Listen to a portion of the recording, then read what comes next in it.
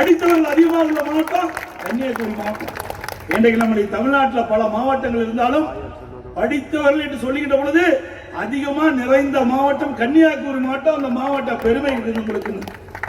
அப்படிப்பட்ட மாவட்டத்தில் இருக்கின்ற மாணவ செல்வங்கள்லாம் இன்றைக்கு எம்பிபிஎஸ் போகவோ பல் மருத்துவ போகணும்னா நீட்ல ஒரு குறிப்பிட்ட மதிப்பெண் பெற வேண்டும். ஆனா நீட் தேர்வு அதுக்கு ஒரு இடையூறா இருக்குது. அந்த நீட் தேர்வை ரத்து செய்ய வேண்டும் என்று அதிமுக தொடர்ந்து வலியுறுத்திட்டு இருக்குது. இந்த நீட் தேர்வை கொண்டு வந்தது திமுக.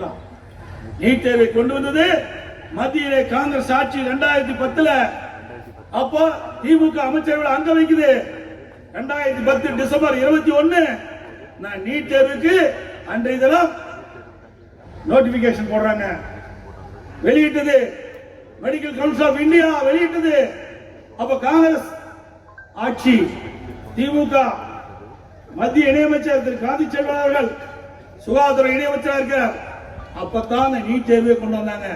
நீட் தேர்வை கொண்டு வந்தது காங்கிரசும் திமுகவும்.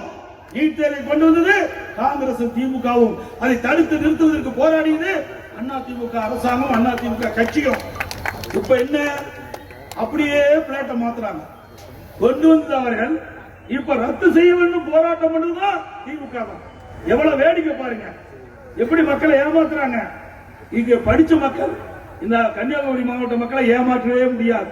விவரம் தெரிந்தவர்கள், அறிவாளிகள், உங்களை ஏமாற்றவே முடியாது. சிந்திச்சு பாருங்க. கொண்டு வந்தது அவர்கள், அதை தடுத்து நிறுத்த வேண்டும் என்பது போராடியது அதிமுக அரசாங்கம், அதிமுக கட்சி. இன்றைக்கு அதற்கு கொண்டு வந்தவர்களே இன்றைக்கு அதை ரத்து செய்ய வேண்டும் என்று போராட்டம் பண்ணுவது வேடிக்கையானது ஒன்று. 1000 ரூபாய் வரி கட்டி இருந்தா 2000 ரூபாய் கட்டணும். அதிமுக 1000 ரூபாய் வரி கட்டினா திமுக ஆட்சிக்கு வந்த பிறகு 2000 ரூபாய் வரி கட்ட வேண்டும். அது மட்டும் இல்ல, கரண்ட் பில்லு அதிமுக ஆட்சியில விலை ஏறாம பார்த்திருக்கோம், கட்டணம் உயராம பார்த்திருக்கோம். இன்றைய தினம் 52% விலை உயர்ந்துச்சு. கரண்ட் பில் உயர்ந்து போச்சு 52%. 52% உயர்ந்தா எப்படி மக்கள் தாக்கு பிடிப்பாங்க? சிந்திச்சு பாருங்க.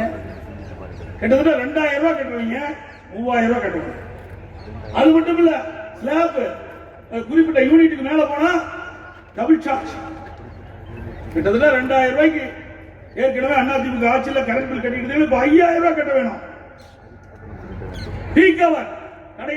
திமுக கட்சி நிர்வாகிகள் இன்றைக்கு போதைப் பொருள் கடத்துவதில் ஈடுபட்டு என்பது நிறுவனமாகிவிட்டது. அப்புறம் எங்கேயும் போய் போதைப் பொருளை நிறுத்த முடியும், தடுக்க முடியும்? திரு ஸ்டாலின் அவர்கள் முதலமைச்சராக இருக்கார். காவல்துறை மானிய கோரிக்கை வரும்போது மதுவிலக்கு ஆயத்துறை 22, 23வது அந்த கொள்கைகளுக்கு குறிப்பில் குறிப்பிட்டிருக்காரு. சட்டமன்றத்தில் தாக்கல் செய்யப்பட்ட அந்த செய்தியை நான் சொல்றேன்.